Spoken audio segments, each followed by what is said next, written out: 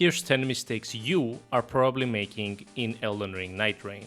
Tell me, what's the first thing you do when you land in the game? Well, obviously just start running towards the closest great church or enemy camp, right? Wrong. Mistake number 1 is not killing mobs to level up as soon as you land. But Strength Gamer, I thought the name of the game is to kill as many bosses as possible, so why waste time killing mobs for levels? While that is true, the first level up significantly increases your character's stats, which will make killing that first boss much easier. Due to that, it's actually a time saver if you quickly kill the enemies that are near you when you first start your expedition. You always get dropped near an enemy camp or a group of enemies at the beginning, so take advantage of that opportunity to kill them quickly and level up. Mistake number 2 is not having a clear priority system. Now look, Elden Ring Nightreign is an incredibly fast-paced game where oftentimes you need to make decisions on the fly. Because of that, a lot of players tend to sort of lose track of everything and just start running to whatever's nearest. But Nightreign does have a sort of hierarchy system, which is in your best interest to learn.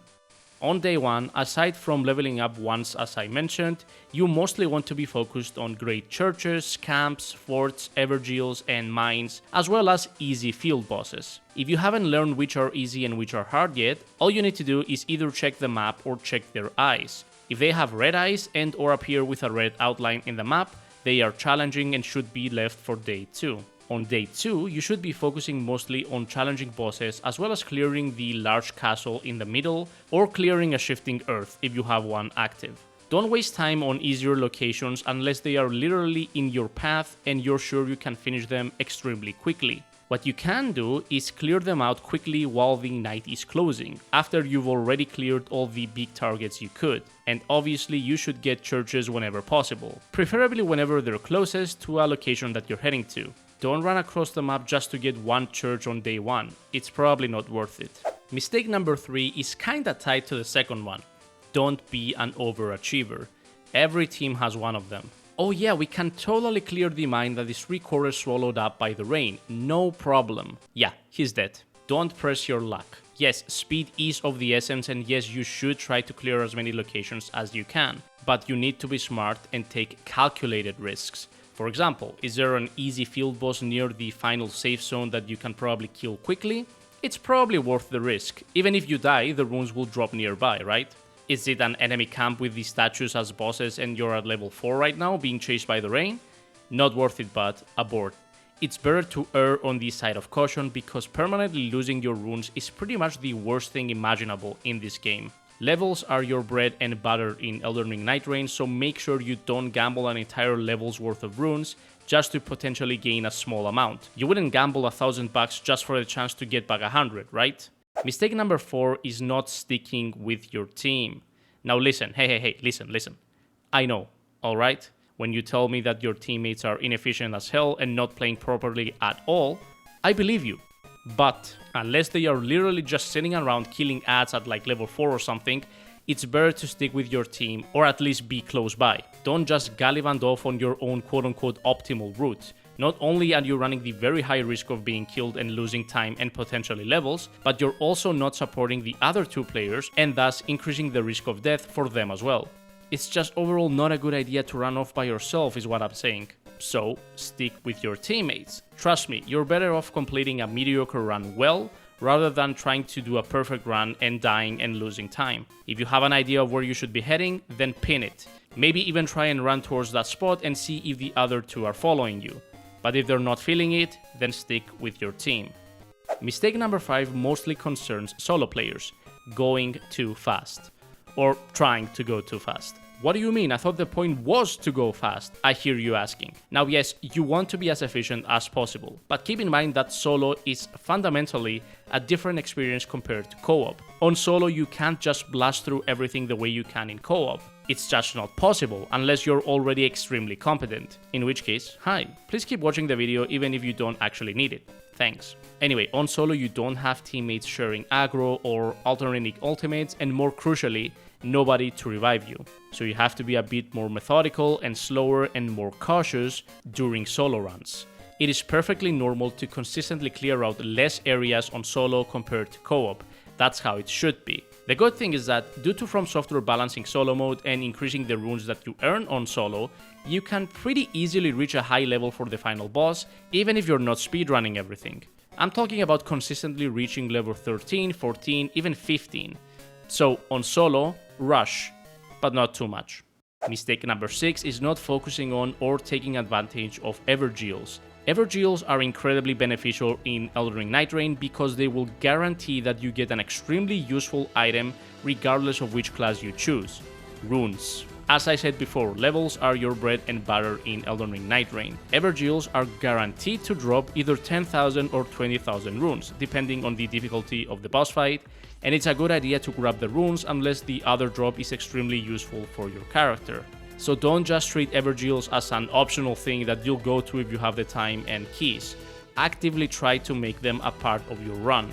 When you go to churches or forts, make sure you open the chests as there is a high chance you'll get a key from them. There are also relics that give you a stone sword key right from the get-go, which are obviously extremely useful, especially on co-op.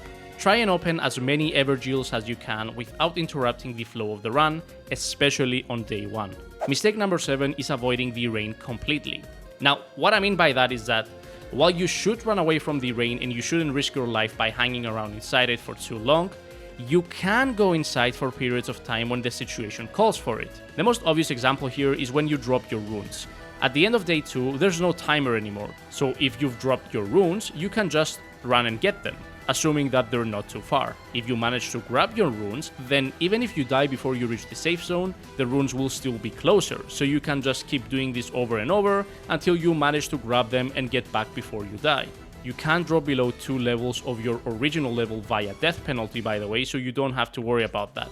Another thing you can do is kill some ads before heading to the final boss. Let's say, for example, if you're close to gaining a level or if you want to buy something from the merchant. Keep in mind that bosses despawn after the second night, but normal enemies don't. Also, please don't wait for the rain to clear up at the end of day 1 before you start running to your designated location. You find sites of grace at every nook and cranny in this game, so don't waste time waiting for the rain to clear. Just start running to your desired area as soon as you're able to and just heal on the way. This is a great time to grab a church too, if you have one nearby.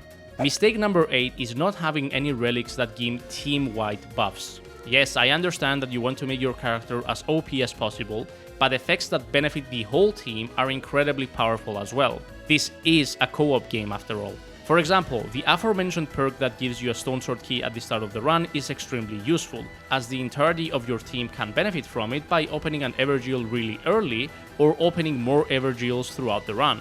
Rune boosting relics for the whole team are also really helpful. There's a lot more perks too, such as the one that gives the effect of the item you're using to your allies, perks that increase your ally stamina regen, and many more. At the risk of sounding like a broken record, I reiterate, this is a co-op game. Help your allies and they'll help you back. Mistake number 9 is not going through at least one mine on every playthrough and or not breaking the boxes in the mine as well. This is a two-parter, so let's go over it real quick. First of all, mines are very important in Elden Ring Nightreign because they guarantee a smithing stone too, which you need to turn your blue weapons into purple. Increasing your weapon's attack can offer a significant boost to your kill time, especially on day 1. Blasting through a mine early on can give you a purple weapon by level 3 or 4, which can help you get through areas quicker and thus increase your efficiency. So, run through the mine and quickly kill the tough enemy that's there. It's either a giant, a knight, or a pumpkin head. After that comes part 2. Remember to break the boxes in the giant's area, assuming that it's not too far from your location. Why? Because they have a good chance of dropping smithing stone once. Now yes, you can buy these from merchants, but why waste 6500 runes when you can just grab them for free here? Speaking of merchants, mistake number 10 is forgetting or ignoring the merchants. Merchants are an important part of the game. You can find them in several locations which you can view easily by pressing the interact button while you have your map open. I personally like to buy a smithing stone 1 from a merchant as soon as I'm done with a mine, assuming I didn't grab one in there and assuming that I don't have a better weapon to upgrade than my starter weapon, or if I want to use my starting weapon due to a perk. Merchants also offer Starlight Shards, which are extremely useful for spellcasters, especially Revenants. On solo, merchants are also extremely useful since they offer a revive item. And finally, don't forget the special merchants that appear on specific locations of the map, the ones that look like this. They sell rarer items like Smithing Stone 2, Stone Sword keys, and even talismans that can be extremely useful. So, if these are in your path, don't forget to check them out. And there you have it, 10 mistakes you were probably making in Elden Ring Nightreign. Guys, be sure to write down in the comments what other mistakes maybe you yourselves were making or maybe you see other people making so that we can all help each other. And hey, maybe send this video to someone you wish would suck less in Elden Ring Nightreign. As always, thank you for watching this video. A like would go a long way to help out the channel, and hey, maybe even check out the recommended video. You might like it. I'll see you in the next one. Peace.